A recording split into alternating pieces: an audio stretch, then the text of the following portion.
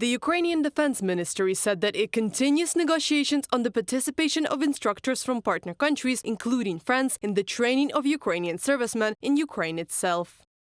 The Defence Ministry, together with the General Staff, has started internal work on the relevant documents on this issue in order not to waste time on coordinating bureaucratic issues when the relevant decision is taken, from the message of the Ukrainian Defence Ministry on Facebook.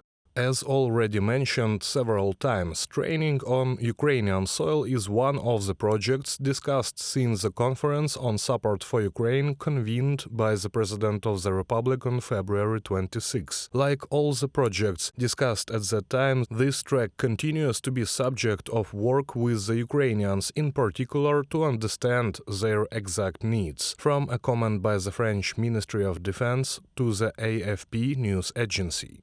In mid-May, the New York Times reported that some NATO member states were non-publicly discussing the possibility of sending military instructors and contractors to Ukraine to train the Ukrainian military and help repair equipment. The head of the U.S. Joint Chief of Staff described the dispatch of NATO instructors to Ukraine as inevitable. We'll get there eventually over time, Charles Brown said. However, the alliance is discussing not only assistance in training to the Ukrainian military. The Baltic States and Poland may deploy their troops in Ukraine if Russia achieves a breakthrough on the front, Der Spiegel reported. Polish Foreign Minister also confirmed that Poland did not rule out the possibility of sending its troops to Ukraine. Sikorski did not specify what role Polish troops would play. While Ukraine's NATO allies have vowed to supply the war-torn nation with money and weapons for as long as it takes to repel a Russian invasion, from publication in Reuters. The Estonian government is discussing the possibility of sending troops to Ukraine to perform tasks on the rear in order to help Kyiv free up reserves to be sent to the front, the Estonian president's national security advisor said.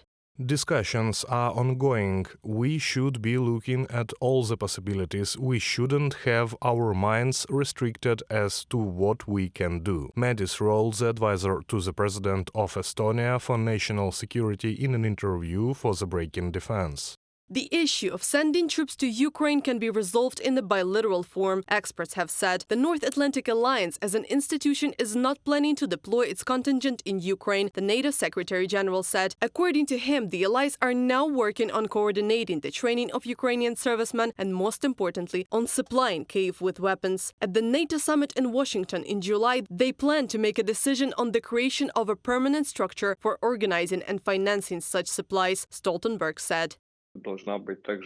There should also be a plan and understanding in the medium term. That is why such initiatives are proposed in the future within NATO. Rammstein is a temporary format that was created and showed its effectiveness. Let's hope that those formats that can be created within NATO, firstly, it has to be created more quickly, not only in discussions. And the second thing is to make this format more substantial. I think it's going to be quite difficult to quickly agree on that within NATO.